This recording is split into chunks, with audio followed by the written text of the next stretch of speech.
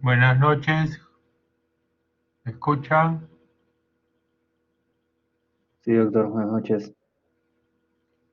Bien, ok. Un favor, si por A o B se va la señal, me mandan un WhatsApp, por favor.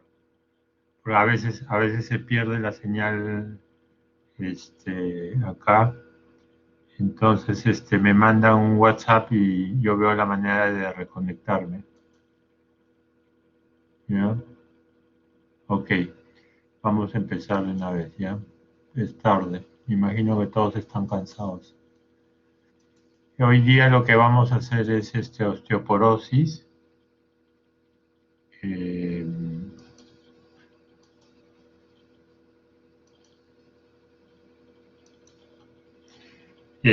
Osteoporosis es una enfermedad netamente endocrinológica, aunque en nuestro medio, lamentablemente no tengo por qué decir lamentablemente, hay muchas especialidades que lo manejan.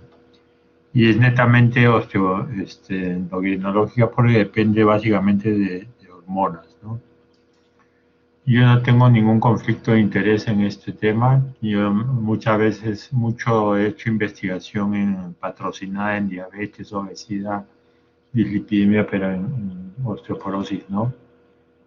Y esto es lo que más o menos vamos a tratar de ver hoy día, ¿no? Un poco sobre conceptos eh, y definición, cosas bastante básicas y sencillas, eh, pero que tienen que estar muy claras, ¿ya? Algunos factores de riesgo y protección y hablar un poco sobre lo nuevo de que es la fisiopatología, en la cual siempre que encuentras algo nuevo en fisiopatología se genera un tratamiento nuevo, una opción terapéutica nueva, ¿no? Y esto ustedes lo deben de haber visto en diabetes, cómo ha ido evolucionando. Y algunas palabras sobre prevención y seguimiento, ¿no? Cómo se debe hacer el seguimiento en osteoporosis. La osteoporosis en realidad es una enfermedad silente, ¿no? No da sintomatología hasta que se produce una fractura, ¿no? La osteoporosis no duele como mucha gente piensa. Eh, por eso se llama una enfermedad silente. Y se define como la disminución de la masa ósea, tanto en las proteínas que constituyen su matriz, como en la estructura de las sales minerales de calcio. Básicamente el hueso está constituido por proteínas y sales de calcio, ¿no? Y lo que sucede es que el hueso se vuelve menos resistente y más frágil de lo normal, tiene menos resistencia a las caídas y se rompe con relativa facilidad tras un traumatismo leve y espontáneo. Esto provoca fracturas y si esta fractura sucede en una persona de edad, eh, obviamente va a provocar eh, que la persona o el paciente quede postrado, y el postramiento en una persona de edad es muy peligroso, ¿no? Porque pueden suceder embolias, pueden suceder escaras infectarse, y de ahí partir una septicemia. Si es una fractura, por decir, cerca de la pelvis, hay que ponerle una sonda nasogástrica, una sonda uretral al paciente, una sonda vesical, y a veces esto genera infecciones urinarias, sepsis y por consiguiente muerte del paciente, ¿no? Y esta es la figura de un hueso normal y esta es la figura de un hueso con osteoporosis, ¿no? a nivel de la cadera y este es a nivel de la columna, que es los lugares donde más se afecta y más importa en realidad, ¿no? En cadera, por decir, muy frecuentemente tenemos las famosas fracturas de cadera, el paciente se cae y hay que operarlo, no hay que ponerle una prótesis. Pues mi padre se cayó a los 89 años, se fracturó la cadera, y cuando iban a operarlo, finalmente le dio una embolia pulmonar y se murió, ¿no? Y en columna, el tema de la columna es que sí, pues altera la estructura de la columna, la posición, por fracturas vertebrales ¿sí? Vertebrales que pueden ser a diferentes niveles, lo más frecuente es lumbar y dorsal, ¿no? Produciendo sintomatología. Entonces eso es más o menos lo que es el concepto general de osteoporosis.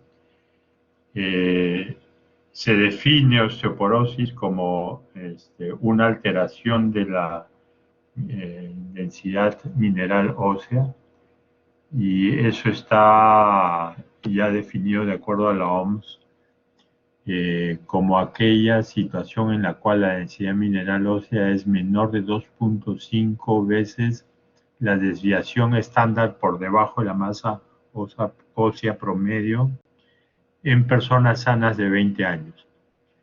Y entonces esto significa que para poder definir osteoporosis hay que hacer estudios poblacionales.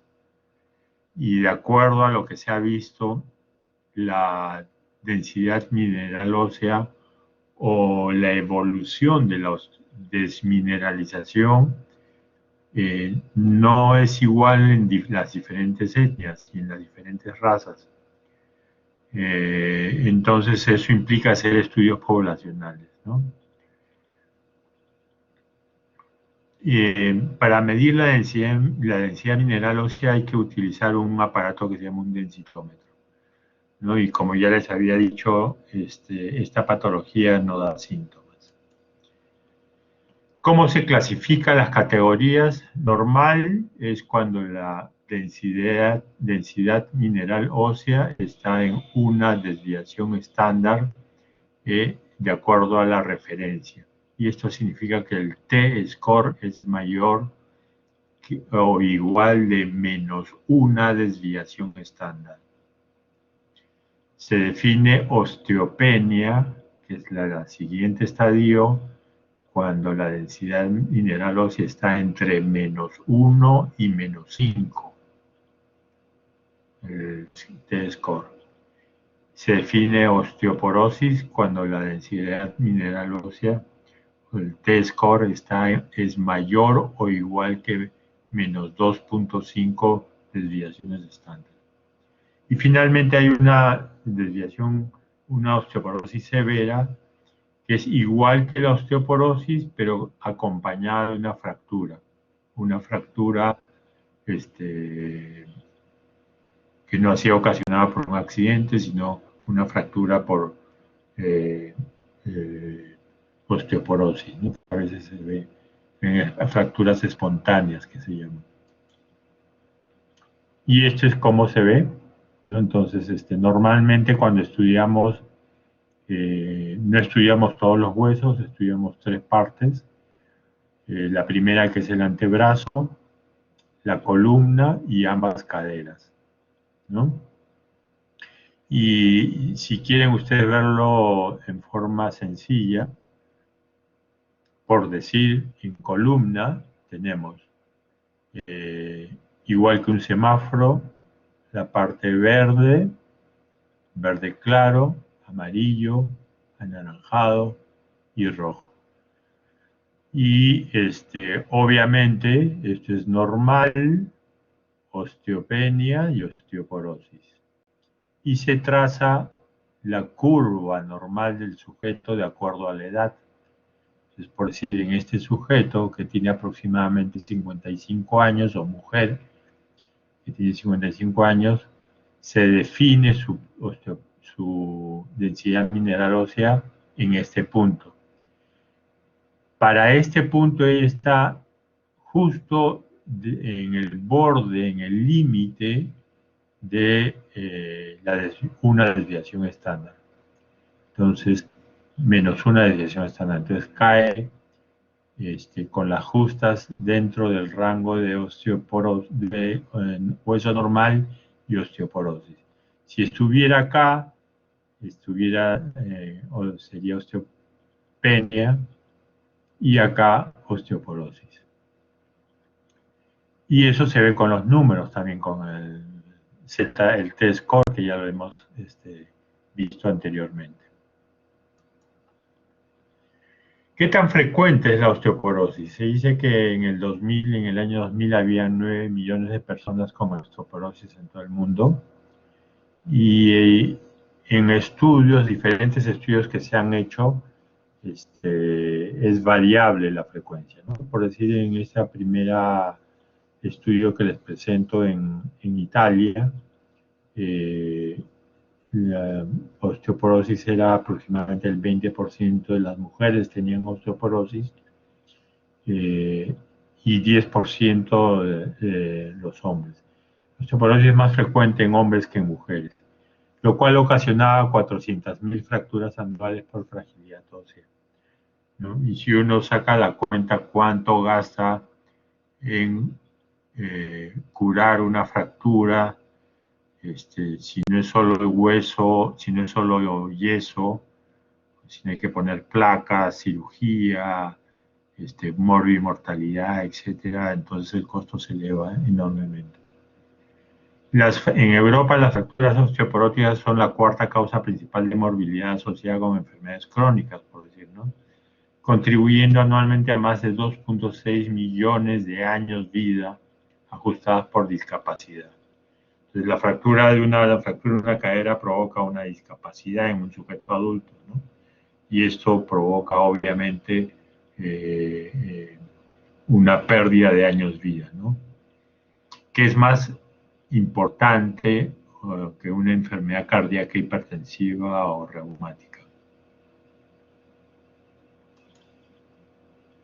¿Qué hay sobre la osteoporosis en el Perú? En el Perú se celebra el 28 de febrero de cada año como el Día Nacional de la Lucha contra la Osteoporosis, y se calcula que entre el 50 al 55% de la población postmenopáusica tiene al menos osteopenia. O sea, la mitad de las mujeres con menopausia, que están en la menopausia, tienen al menos osteopenia. Y si ya tienen osteopenia, hay que empezar a dar tratamiento para evitar llegar a la osteoporosis y hacer prevención primaria. Igual como se hace prevención primaria en cardiovascular, también se debe de empezar a hacer prevención primaria en hueso. Evitar que la mujer se fracture o el hombre se fracture. Entonces, la densitometría ósea debe hacerse en sus tiempos y no dejarla de lado o retrasar su uso, ¿no?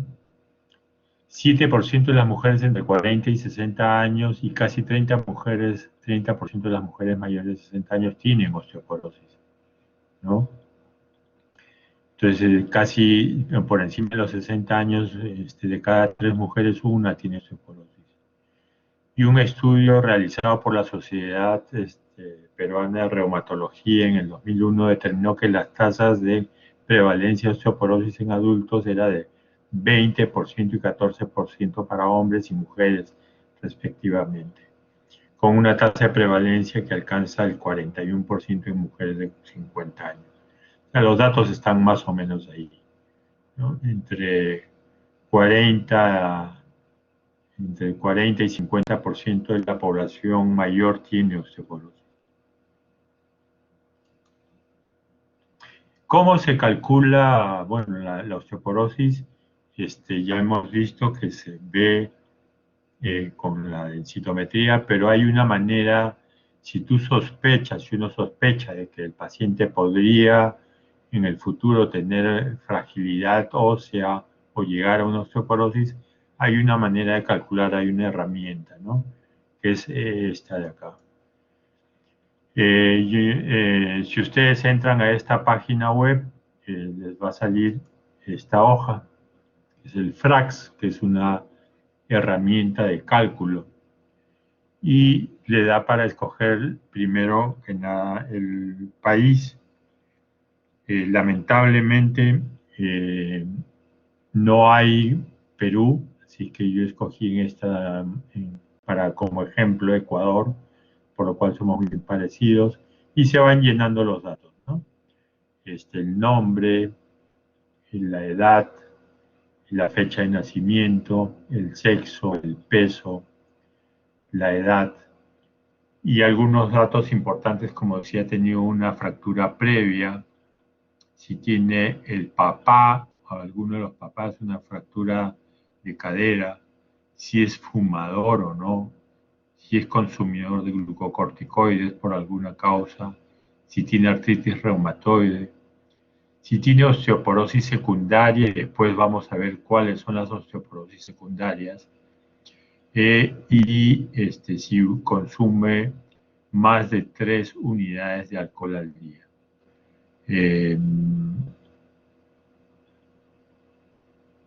Y finalmente lo que le pide es la densidad mineral ósea del cuello del fémur. Toda esa información se coloca acá, se marca todo esto y se le da a calcular, ¿no? Y esto te bota un riesgo de tener una fractura a unos años determinados, a 10 años. Si el riesgo excede el 20%, es importante tomar una actitud con este paciente o el sujeto y darle tratamiento preventivo. ¿Cuáles son los factores de riesgo independiente de la densidad mineral ósea? O sea, ¿qué cosa puede influir en el hueso independientemente? Obviamente la edad avanzada, a partir de los 60, 65 años, uno comienza ya a tener más riesgo de tener una fractura. Si has tenido una fractura previamente, el uso prolongado o crónico de corticoides, de terapia con corticoides, el bajo peso es un tema importante, sobre todo si pesas menos de 58 kilos. La historia familiar de fractura de cadera, en este caso, como mi padre tuvo una fractura de cadera a los 89 años, yo tendría que estar haciendo, a mis 62 años, haciendo intentando hacer ciertas medidas preventivas, ¿no? El cigarrillo es un factor de riesgo también independiente, el exceso consumo de alcohol y la raza, como les decía, no todas las razas son iguales. Entonces se describe que tienen mayor riesgo los adultos blancos que los negros, que los hispánicos y que los asiáticos. Entonces los que más riesgo tienen son los adultos blancos. Y los hispánicos, o sea, nosotros los mestizos, estamos en un riesgo intermedio. Y al final, los que menos riesgo tienen son los asiáticos, o de la raza amarilla. Ahora vamos a hablar un poco sobre la fisiopatología.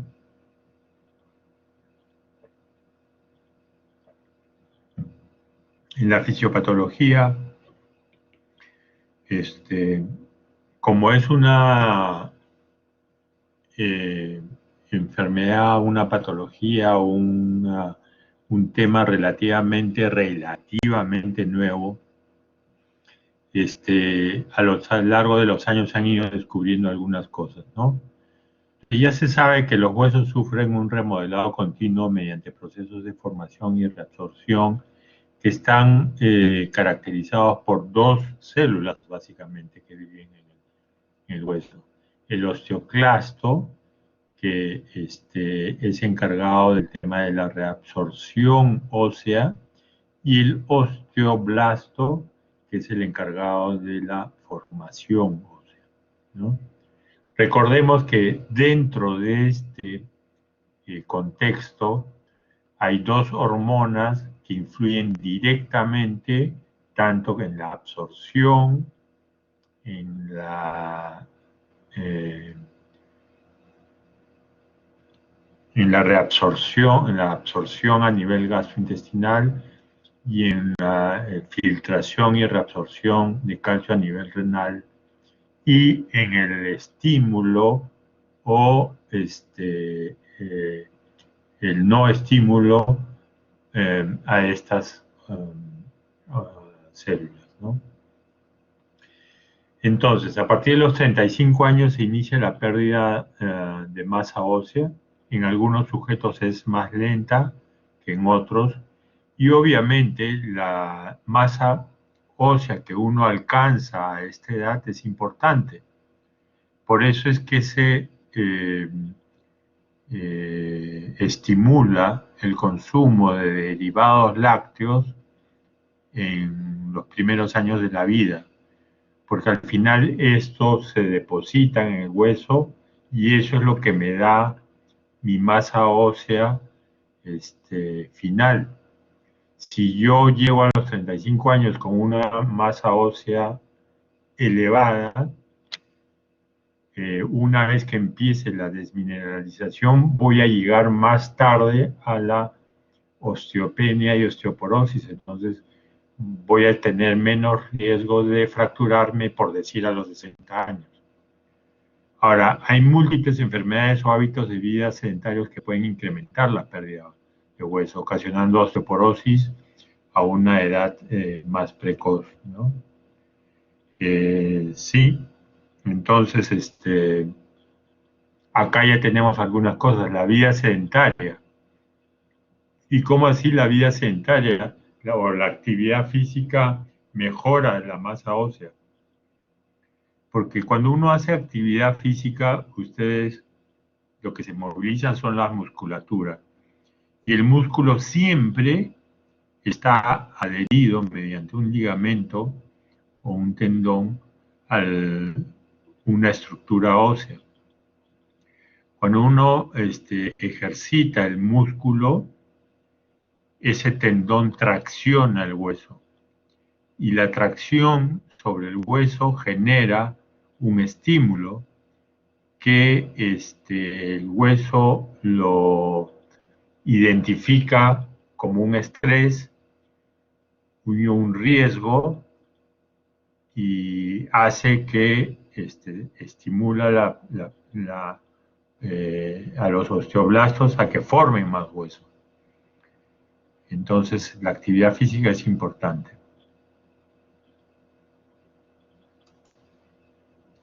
¿Cuáles son los principales mecanismos que provocan osteoporosis? La falta de masa ósea durante el proceso de crecimiento, como ya les había dicho, la reabsorción excesiva de hueso mediada por los osteoclastos, que acá pueden intervenir muchas situaciones, pueden aparecer muchas situaciones en las cuales vamos a ver después, y la formación inadecuada de hueso nuevo por osteoblastos durante el proceso continuo de renovación ósea. Entonces, para empezar a entender un poco más la fisiología o la fisiopatología, ya hemos de ver qué cosa, cómo fluye el calcio en nuestro organismo. Y el calcio es una sustancia muy importante porque no solamente está en el tema del hueso, sino que adicionalmente tiene importancia en la contracción muscular. Y tanto el defecto como el exceso de calcio son muy peligrosas. Por eso hay muchos filtros para llegar a una concentración de calcio sanguíneo. Entonces, si nosotros consumimos cierta cantidad de calcio, solo se va a absorber una tercera parte. Y esta tercera parte probablemente está mediada o estimulada por la ingesta de vitamina D. Por eso es que en osteoporosis o en osteopenia o cuando damos suplementos de calcio, hay que asociarlos a vitamina D. Esto hace que la absorción sea mejor. Una vez que se ha absorbido el calcio, va al fluido extracelular. El calcio está flotando por ahí y su concentración aproximadamente es de 10 miligramos por decilitro. Y acá, estos 10 miligramos, esta concentración está influenciada por diferentes cosas. Una parte se va a depositar en el hueso, pero también una parte va a ser reabsorbida del hueso y va a regresar al fluido. ¿Y de qué depende eso? De varias cosas. La paratormona y la vitamina D estimulan la resorción ósea y la calcitonina inhibe la resorción ósea. ¿Qué otro factor influye acá? Obviamente el riñón. El riñón filtra parte del calcio de tal manera que se excretan cerca de 200 miligramos de calcio al día. ¿Y quién influye en esto? También la paratormona, que se encarga de reabsorber calcio a nivel renal y regresarlo al fluido extracelular. Y finalmente, nosotros eliminamos parte de calcio por las heces, ¿no? Y una parte de este calcio extracelular va a salir al intestino, va a regresar al intestino y va a ser eliminado finalmente por las heces. Entonces, como verán, esto es medio complejo, depende básicamente de dos hormonas. La vitamina D, que ya es considerada una hormona, sobre todo la vitamina D3, y también depende un poco de la ingesta de calcio, ¿no? Y esto es más o menos lo mismo. Recuerden que la paratormona se encuentra en las glándulas paratiroides, que están situadas en los polos superior e inferior de ambos lóbulos tiroideos, ¿no? Y lo que hace la paratormona es reabsorber calcio a nivel del riñón. La paratormona aumenta el calcitriol a nivel intestinal y esto hace que se absorba calcio a nivel intestinal y fósforo. Y la paratormona y el calcitriol estimulan la producción de osteoblastos que después pueden transformarse a osteoclastos, quienes están encargados de la resorción ósea. Es decir, la salida de calcio a nivel óseo. Entonces, avanzando un poco más con esto, se ha llegado a establecer que el receptor de paratormona y la paratormona tienen un papel importantísimo en esto, ¿no? Y pueden, dependiendo de ciertas sustancias, estimular o inhibir la formación ósea, ¿no? Por decir, lo último que se ha descubierto es unas sustancias denominadas RANKL, que si nosotros las inhibimos, vamos a inhibir la reabsorción ósea y esto, por este mecanismo, va a haber menos reabsorción y el hueso va a quedar más estable, se va a favorecer la formación ósea y por ese mecanismo se ejerce un efecto sobre para el tratamiento positivo de la osteoporosis. Esto es lo último que se ha descubierto y ya hay un medicamento que actúa a ese nivel. Este es lo mismo. Si nosotros inhibimos al RANKL, el osteoclasto maduro va a transformarse en un osteoblasto y esto va a generar más hueso. Esto es en resumen lo que quiere decir esta diapositiva. Ahora, yo les había mencionado que hay diferentes tipos de osteoporosis y básicamente hay dos, la primaria y la involutiva, que es la más frecuente, y la secundaria, que siempre tenemos que tenerla en cuenta, ¿no? La primaria es la más frecuente. Luego que vemos un paciente y detectamos osteoporosis y no hay ninguna causa aparente, llegamos a la conclusión que es una osteoporosis primaria involutiva y también puede haber una osteoporosis juvenil o postmenopáusica e idiopática. Y las secundarias, que son por causas por alguna enfermedad, que ahora las vamos a revisar, y que se ven más fracturas en cadera, vértebras y muñecas. Entonces, ¿cuáles son las causas? Pueden ser dos, endocrinas y gastrointestinales. Dentro de las endocrinas, que es nuestro tema más importante, todos los problemas tiroideos que provoquen un exceso o defecto de hormona tiroidea, es decir, tanto el hiper como el hipotiroidismo, van a provocar osteoporosis. El Cushing, el exceso y el defecto de cortisol y el Addison también van a provocar osteoporosis. En la diabetes mellitus tipo 1 es mucho más frecuente ver osteoporosis. En la sarcoidosis, obviamente en el hipogonadismo, y el hipogonadismo que más vemos es en las mujeres menopáusicas, aunque a veces vemos el hipogonadismo en varones, por decir, varones que han sido sometidos a una orquidectomía por cáncer de testículo. O el exceso de hormona de crecimiento también puede producir osteoporosis. Y con respecto a las causas gastrointestinales, la celiaquía, la colitis intestinal, la enfermedad de Crohn, algunas enfermedades hepáticas y la gastrectomía, que está tan de moda ahora como cirugía bariátrica para perder peso, pueden ser causas de osteoporosis y hipocalcemia severas.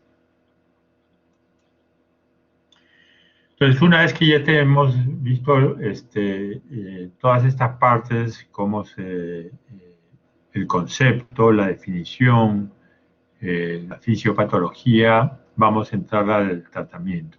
Y el primer paso es evaluar al paciente para determinar si se trata de una osteoporosis primaria o secundaria. Obviamente, si es secundaria, hay que actuar, hay que tratar la causa secundaria, ¿no?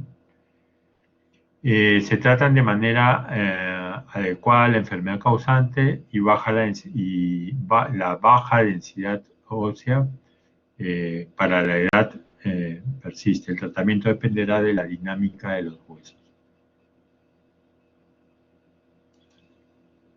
Pautas generales: recomendar una cantidad adecuada de calcio en la dieta, recomendar la actividad física, tal como les mencioné, el uso de algunos medicamentos que contribuyan al mantenimiento y el aumento de la masa ósea. Y los principales fármacos que se utilizan son las sales de calcio solas o asociadas a vitamina D, generalmente están asociadas a vitamina D, los bifosfonatos, que fueron las primeras sustancias que salieron al mercado, el ranelato de estroncio, el raloxifeno, la teriparatida, el denosumab, que es lo último que ha salido, y la calcitonina y el tratamiento hormonal con estrógenos. Aunque el tratamiento hormonal con estrógenos es medio complicado por el tema de que los estrógenos están muy cuestionados porque se asocian a cáncer de mama y a cáncer de útero. Entonces ya casi no se dan estrógenos, ¿no?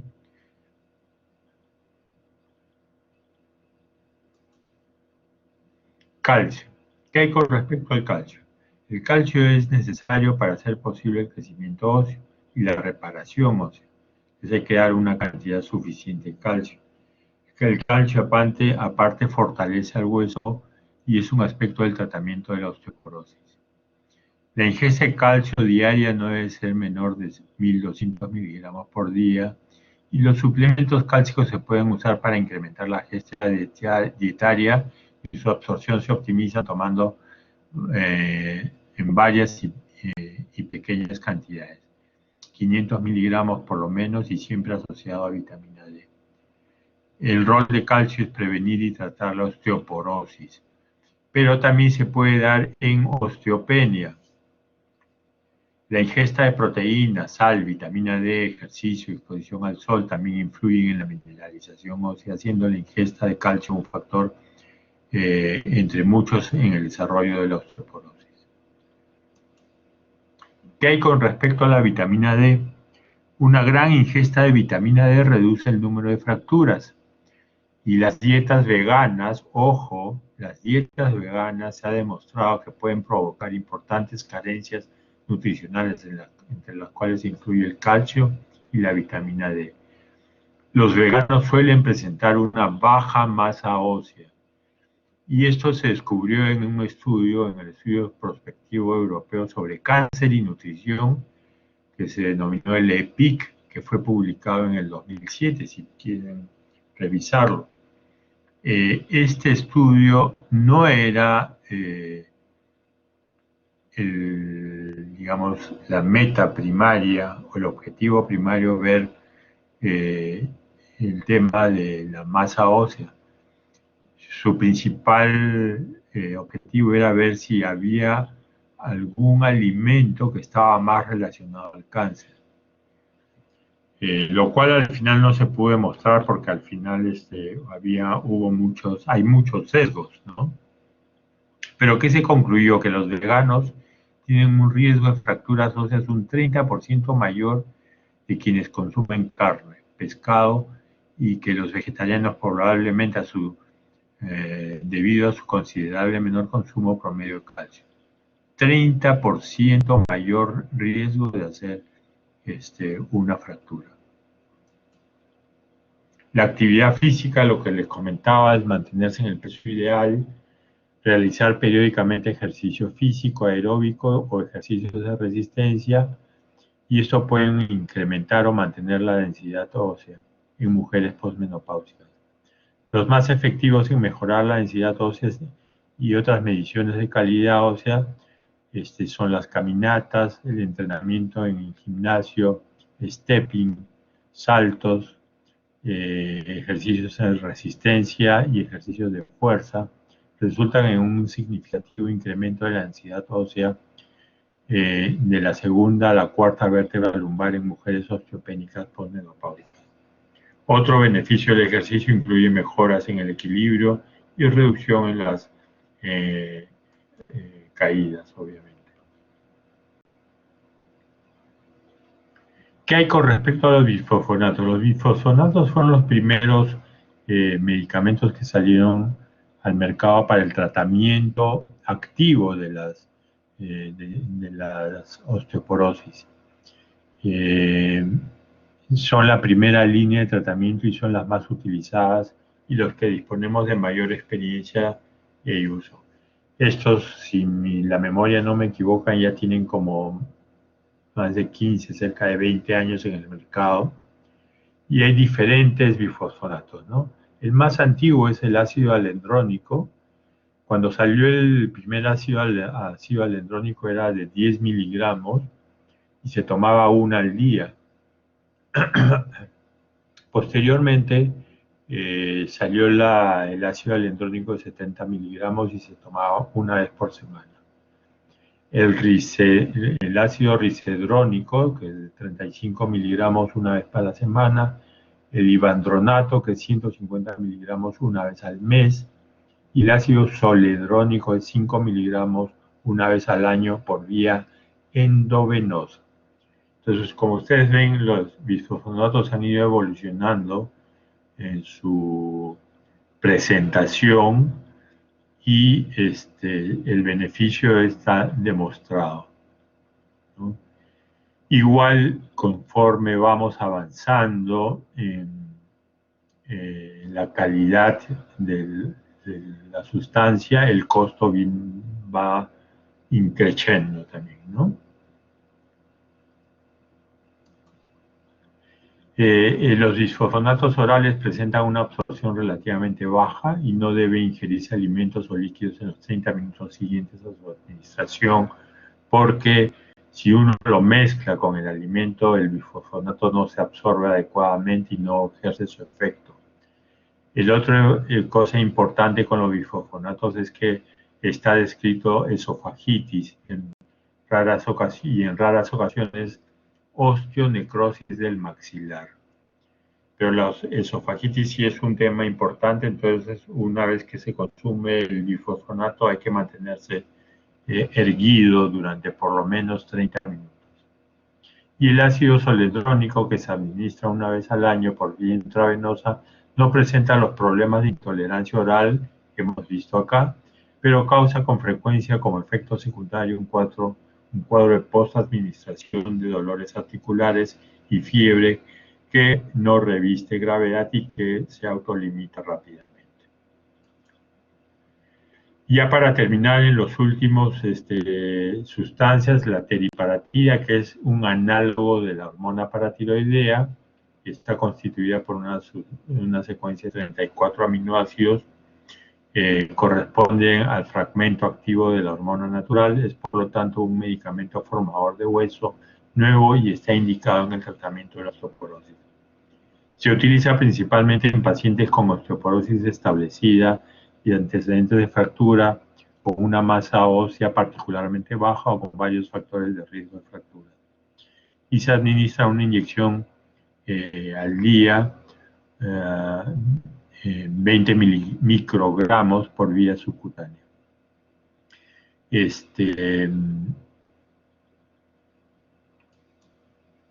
El ranelato de estroncio es otra opción. Creo que esto no hay en nuestro mercado. Es una alternativa de tratamiento oral. Es eficaz en la prevención en fracturas de vértebras, básicamente, no en cadera. Actúa estimulando la proliferación de osteoblastos e inhibiendo la proliferación de osteoclastos.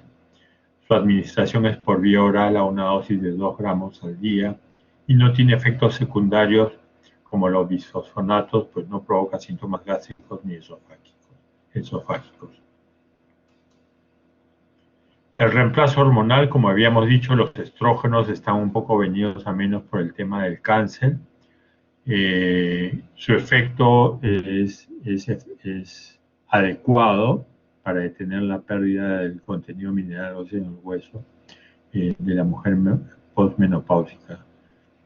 Ahora, hay una tabla también que nos permite saber, o una herramienta que nos permite saber si la mujer puede o no puede recibir estrógenos, y que te da un riesgo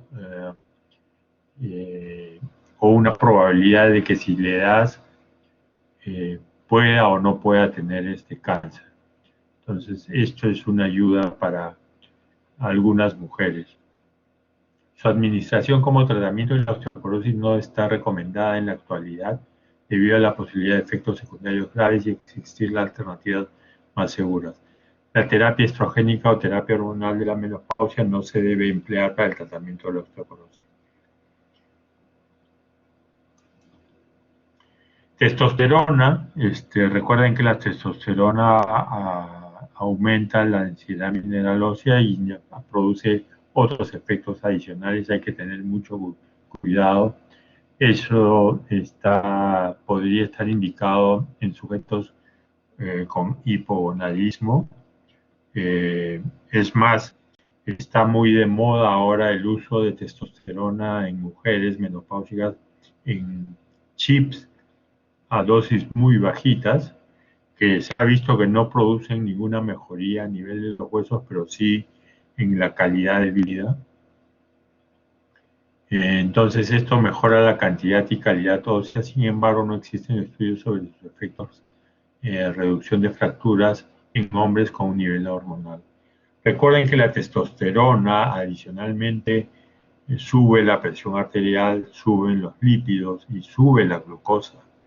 Entonces hay que manejarlo con mucho cuidado. Y en realidad se describe su uso, pero prácticamente no se usa.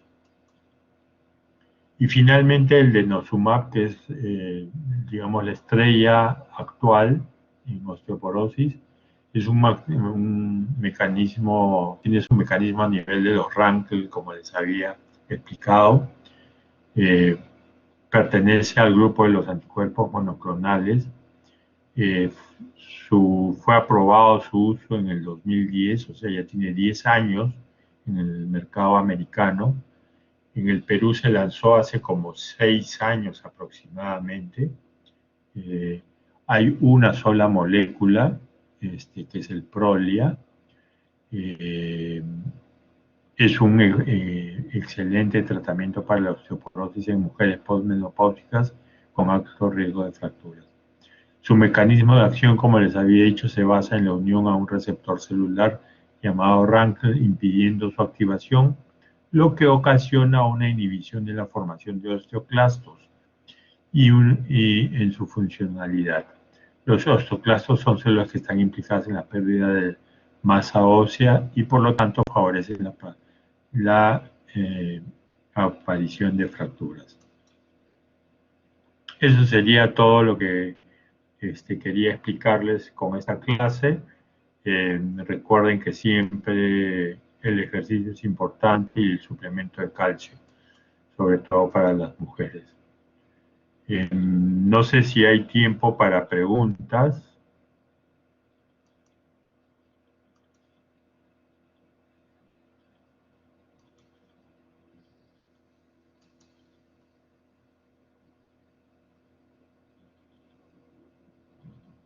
Lisette. Doctor, buenas noches. Tengo una pregunta. Sí. Sí, bueno, en el caso de, por ejemplo, una paciente joven que tiene antecedente que su madre ha tenido osteoporosis, ¿se le podría recomendar a esta paciente que consuma calcio adicional en su dieta para poder prevenir osteoporosis en el futuro o no es necesario? Y que haga mucho ejercicio y que tome mucho calcio, y que no fume y que no tome mucho licor. O sea, todas las medidas relacionadas a las causas que pueden provocar o acelerar la osteoporosis, que se haga sus controles de tiroides, sí, se le puede recomendar. La única contraindicación sería, y eso es discutible, muy discutible, en aquellos pacientes que son formadores de cálculos renales de origen cálcico. Ustedes saben que los cálculos renales pueden ser de ácido úrico o de calcio. Entonces, en los pacientes que forman cálculos renales de origen cálcico, sí hay que manejarlos con cuidado, ese tema del suplemento de calcio. Gracias, doctor. De nada. Acá hay una pregunta escrita, dice, doctor, en una paciente adulta mayor, ¿cada cuánto tiempo se debe realizar la densitometría ósea si ya ha sido diagnosticado con osteoporosis? Mínimo, yo lo hago anualmente, pero mínimo es cada 2 años. Y acá hay un poco de discusión. Sí, la parte de seguimiento me faltó ponerles, pero a ver, generalmente cuando diagnosticamos osteoporosis, osteopenia, hay que hacer seguimiento al paciente. Entonces, en osteopenia le damos un suplemento de calcio con vitamina D, le decimos que tiene que hacer ejercicio, que baje la ingesta de licor, que no fume, etc. Le hacemos sus pruebas de hipotiroidismo, no le encontramos nada más, ok. Calcio y vitamina D, exposición al sol, ejercicio por 2 años. A los 2 años le volvemos a hacer una densitometría. Si la cosa va bien, seguimos igual. Si la cosa no va bien, empezamos con lo más básico. ¿Qué cosa es lo más básico? Añadir un bifosfonato. Y tranquilamente puede ser ácido ibandrónico, no solendrónico, que es muy bien. Tomen, indíquenle un bifosfonato. El ácido alendrónico es una buena opción. Es una pastilla una vez al mes. Y repiten al año. Ahí sí hay que repetir al año, porque hay que ver que si el tratamiento está funcionando. Si la cosa va bien, siguen para adelante y después es cada 2 años la densitometría. ¿Por qué empezar con las cosas más básicas? Los medicamentos más antiguos. Porque lo que se ha visto a lo largo de los años es que aparentemente estos productos tienden a perder efectividad conforme el paciente los va usando. Entonces, no se manden a empezar el tratamiento con una bomba directamente, porque si pierde efectividad, después no tienen con otra cosa con qué manejarlo. Entonces, vayan peldaño por peldaño. Pero sí, yo lo hago anualmente, las densitometrías.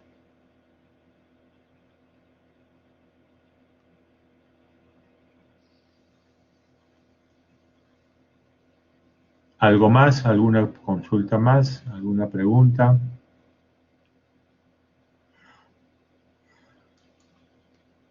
Muy bien, creo que entonces eso es todo por hoy día. Mañana me toca hacerles la clase de, por acá la tengo, pruebas auxiliares para la enfermedad tiroidea. A las 11 de la mañana, en punto, es 40 minutos que nos vamos a demorar y nada, y terminamos. Ok, eso sería todo. Muchas gracias por su atención y hasta luego. Vayan a descansar. Buenas noches.